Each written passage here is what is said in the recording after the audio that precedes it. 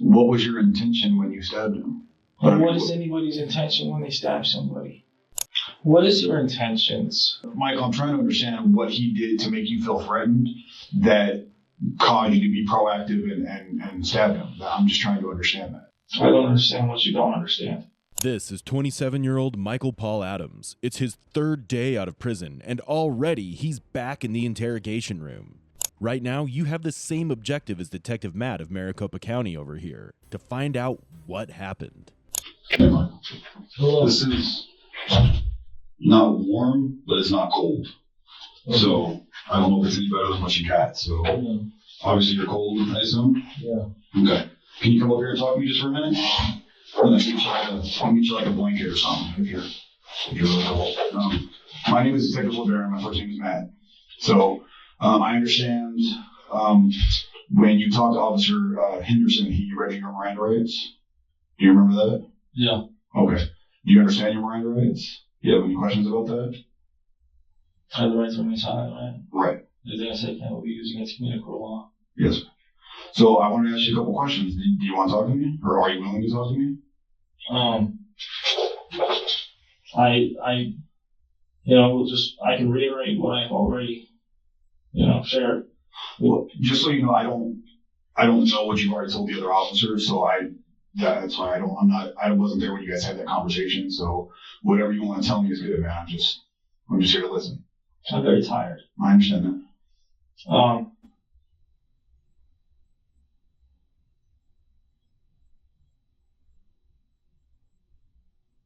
Even at this point, Detective Matt knows a bit more about Michael than you do. Most importantly, he knows that he's dealing with a man with several mental illnesses, including Asperger's syndrome, bipolar disorder, depression, and schizophrenia.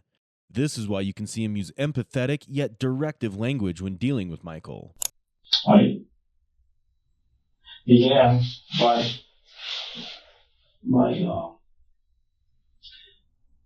asking.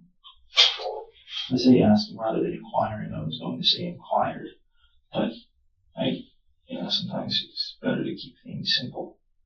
I asked Officer the bald gentleman, Rinaldi. I asked him if he'd ever read The 7 Habits of Highly Effective People by Stephen Covey.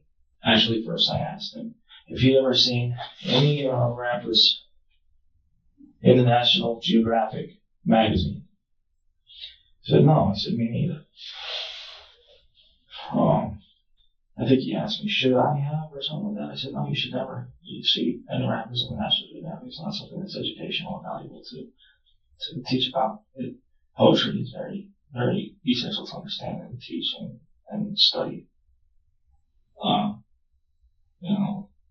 The rap scene and community and demographic is to culture that has there's many perceptions that individuals with schizophrenia and bipolar disorder may experience cognitive difficulties, including issues with concentration, memory, and decision-making. Michael's struggle to select a word and the change in his choice could be related to these challenges. I mean, the community doesn't always teach us to be kind to one another and to respect one another and ourselves and women and to be grateful and to value things. So, anyways, it has effects on our community, and then I asked, have either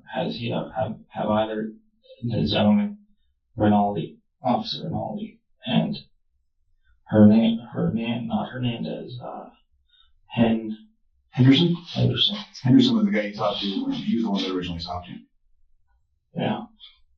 So Henderson. Mm-hmm. Rinaldi. Yeah. He was the one who stopped me. Mm-hmm. Yeah, Henderson was the first one you talked to. Yeah. Here's the irony. Michael caused someone's death, but now he's chatting about kindness, seemingly ignoring the fact that he himself is a killer. You'll see signs of cognitive overload throughout the video. The detective is trying to be as kind and understanding as possible. He's listening to Michael calmly and assisting him in processing his thoughts, which seems to be necessary here. Off the top of my head, again, I'm very tired. I can only recall about 3 of the 7 habits. One of them is to be proactive. Okay. Have you read the book? Yes. Okay. I've heard of it, but I've never read it. It taught me a lot. I mean, it is important to be proactive versus reactive. I mean, obviously, proactive is versus reactive.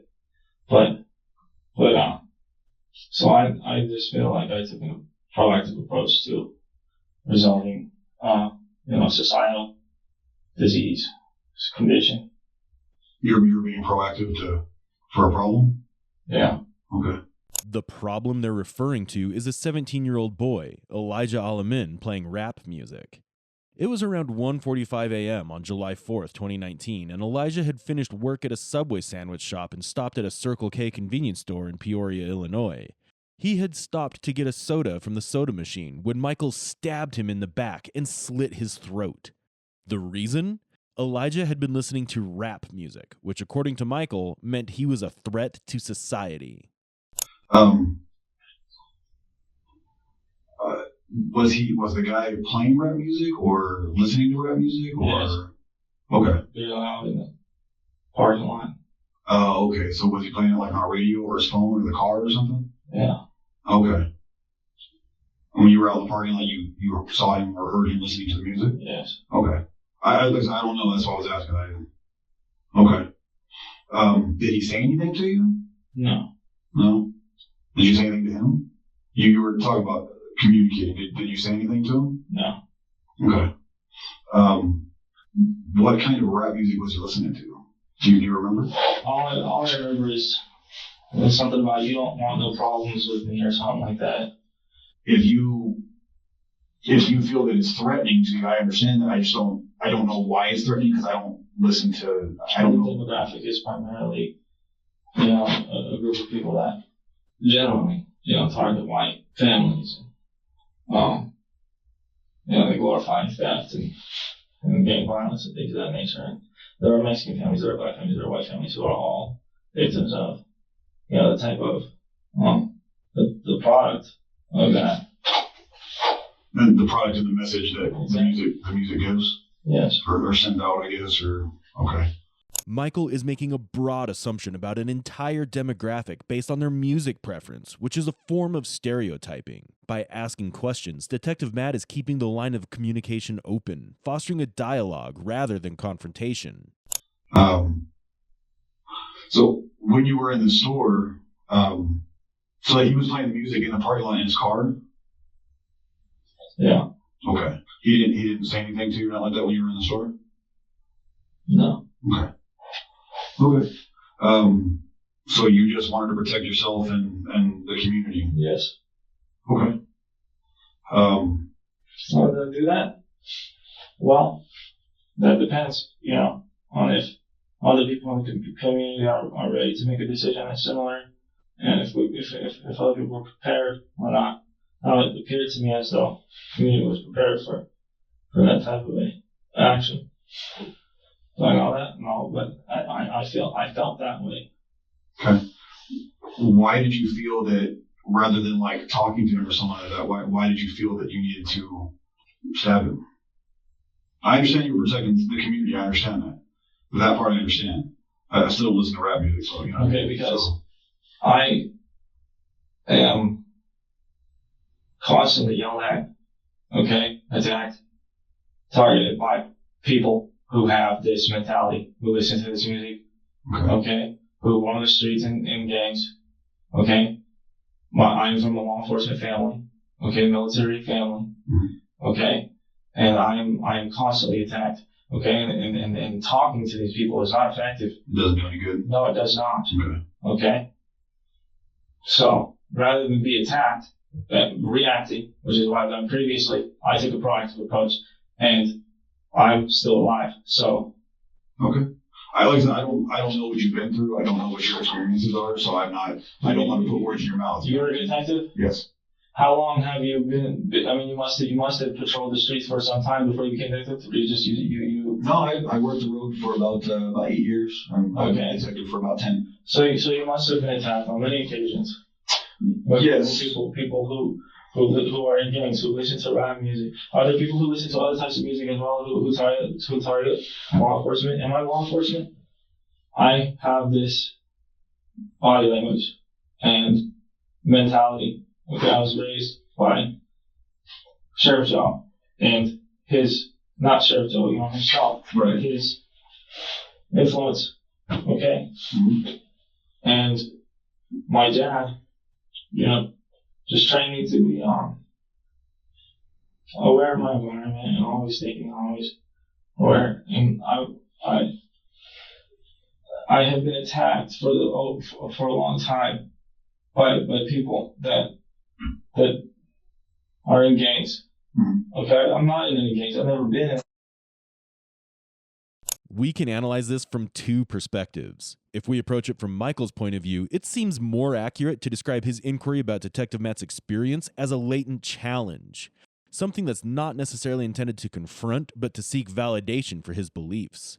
On the other hand, to continue open communication, Detective Matt has to recognize the power dynamics at play. Responding with humility and openness can help maintain a constructive dialogue. But will it work? It's very common for you to be manipulated, easily manipulated.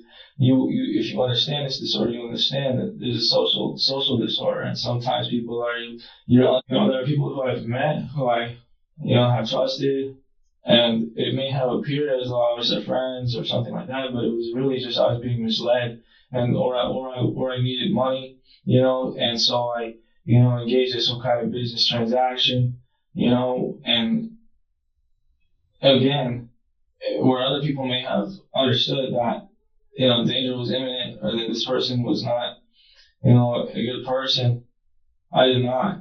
Okay, all I knew is I needed $20. And this person, expressed interest in buying my cell phone or my laptop or something like that. And so I would go and I started selling, I get robbed. I've been robbed. Okay, they've stolen from me. And it continues and it never ends. Okay? And so again, rather than reacting as a proactive approach, I predicted that this person would act comparable to the way that these other people acted. He displayed the same. Okay, can you explain that to me? Like what he did to, you said like body language, stuff like that. So other than the music, can you explain what he did that made you feel that way? Like he was going, I don't know, I don't want to put words in your mouth, but like, if I'm understanding what you're saying, and clarify if I didn't, based on his body language actions, you felt he might attack you, try to rob you based on like previous experiences? I don't want to put words in your mouth. That's right. So can you explain what he was doing that made you feel that way? It was his choice of music. Okay. From someone facing mental challenges, navigating a world without adequate support and assistance can be extremely difficult. The desperation for money intertwines with the sense of vulnerability and a series of unfortunate events. The association of these bad memories with individuals who listen to rap music seems to have become a coping mechanism for him. Okay. It was that you don't want no problems with me. Okay. I felt like that was his way of expressing himself. And it didn't make me feel safe around him. Okay. Where was he at when you entered the store? When you because I guess you guys went to the store. The guy was gonna buy you. It's my understanding that you were helping him fix a light outside, and then he was going to buy you a soda or something. We're helping him out. Do I have that right? The guy you were helping fix the light. I don't know what his name is. What is your intentions? Okay. I'm just trying to understand what happened. I'm a little confused as to what happened because there was no. It's my understanding that there was no argument. There was no problem with you and the guy. So I'm just trying to understand why. I'm trying to understand, Michael. I'm trying to understand what he did to make you feel threatened that caused you to be proactive and stab him. I'm just trying to understand that. I don't understand what you don't understand. I mean, I've been very clear. You have. Okay. There's nothing else. That's it. You just. Yes. So from my understanding, he was listening to rap music, and based on previous experiences, you felt he was the type of person that was a threat to you in society. So you took a proactive. Yes, that's absolutely right. Okay. I understand. I don't, like I said, I don't want to put words in your mouth, so I want to make sure that I understand what you're saying. Okay. That's my intention. And again, this entire conversation was really nice because if you just review, the well, I guess we didn't get as in depth in this video of previous to this experience that we're having here. Right. I don't know what happened before. I don't know. I know that you talked to Officer Henderson. I just don't know what the conversation was about. So I was just trying to understand. That's all. Okay. You know what I mean? Yeah. Certain mental health conditions increase the possibility of paranoia. Plus, whether they want to or not, people facing stressful situations often seek a sense of control. By questioning the detective's intention, Michael may be attempting to assert some control over the interrogation process. The knife that was in your pocket that you had on you, is that the weapon that you used? It's like a folding. I haven't seen it. It's like a folding pocket knife. Again, I don't know your intentions. So, I mean, I guess I've already really said, everything that you would need to know to harm me. I just want to understand your side of the story. That's what I'm trying to understand. I've provided you with that data, and I mean, there's probably all the data that you need to know that already. You just want to know now versus later. Well, yeah, I want to talk to you now because it just happened, so your memory's good. Yeah. No, it's not because I'm very tired. Okay. Because, like I said, from an outside perspective, it seemed like an unprovoked attack. You know what I mean? Okay. Well, his choice of music. Okay, it could possibly have been a direct form of communication with me personally. Couldn't it have been? So you don't want no problems because I'll tell you what, when I was at the gym, okay, the night before the Black Lives Matter movement, okay, these guys have been attacking me for a long time. Okay? Trust me, I'm a police officer. I know what it means to be attacked. Okay? I understand that completely. Michael was just released from prison 2 days ago. There's no doubt he has a history of trauma or negative encounters with authority figures from his initial run-ins with the law, his previous arrests, and even in prison. Once again, it's just because it's a matter of, unfortunately, Michael, the way society is, the way the community is there's going to be people looking at this that are going to wonder why it happened. You know what I mean? Okay. So I'm just trying to get, like I said, the reason why I wanted to have this conversation is because I wanted to get from you your words and your feelings as to why it happened. And I think we've established that. Okay. I don't mean to keep beating up on you. I'm just trying to let you understand why I wanted to have this conversation. Because like I said, there's going to be other people looking at the situation and wanting to know why it happened. Like what caused it to happen. Okay. And I'm going to have to try to explain that. Okay. You know what I mean?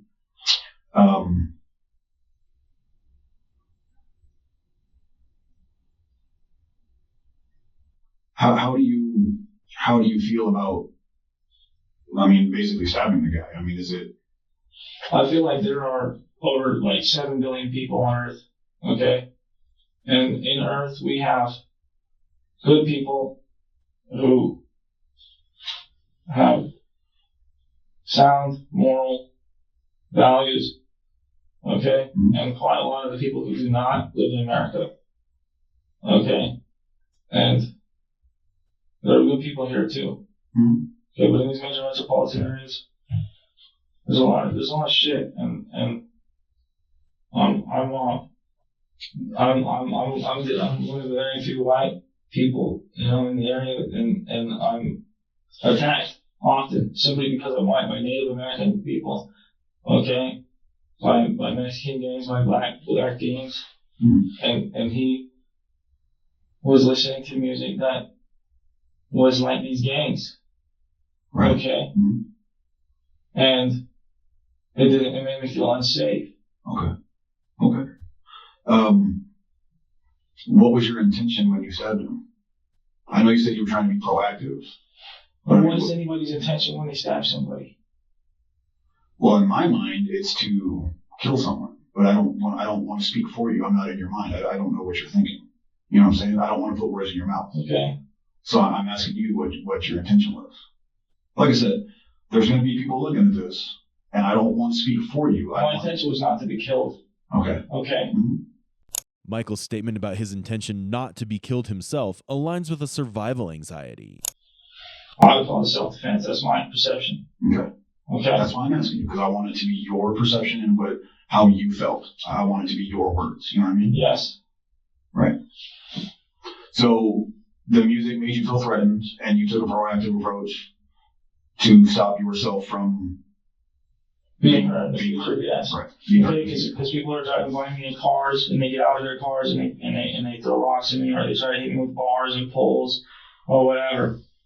Okay? Mm-hmm. And I felt like he might try to do something like that to me. Okay.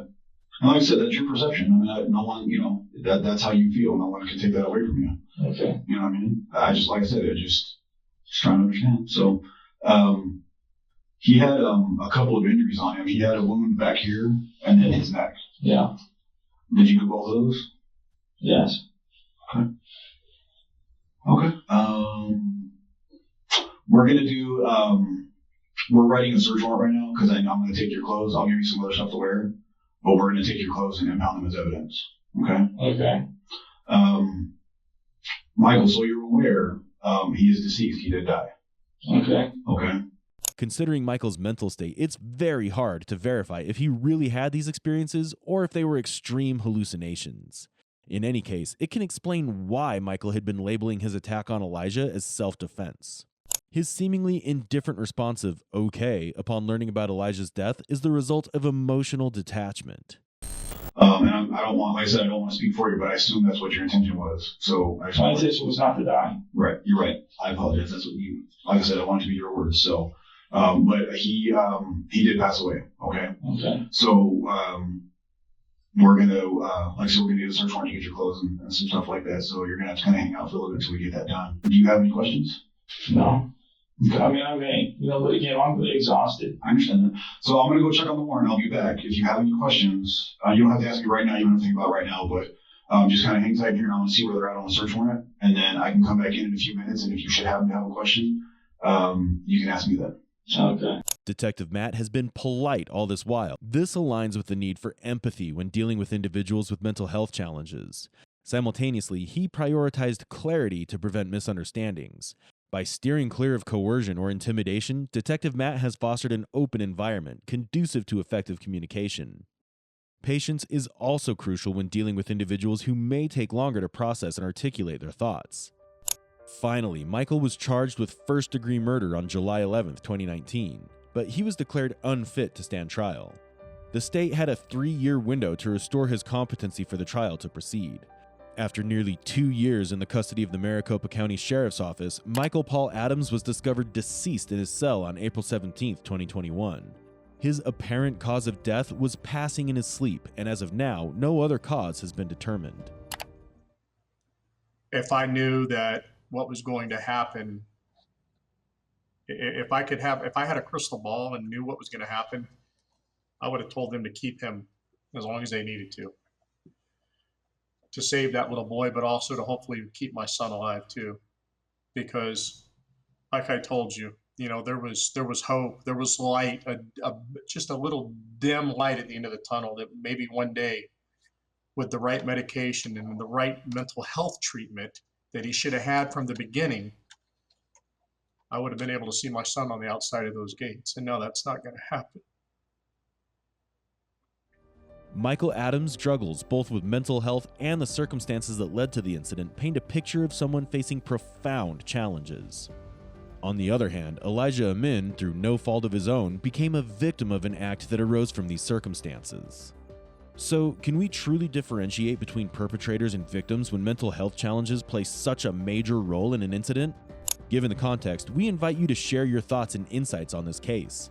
Let us know your thoughts in the comment section below. If you'd like us to cover any specific case, please drop your suggestions. Also, remember to like, comment, and subscribe so that we can keep covering such cases. Until next time, stay safe.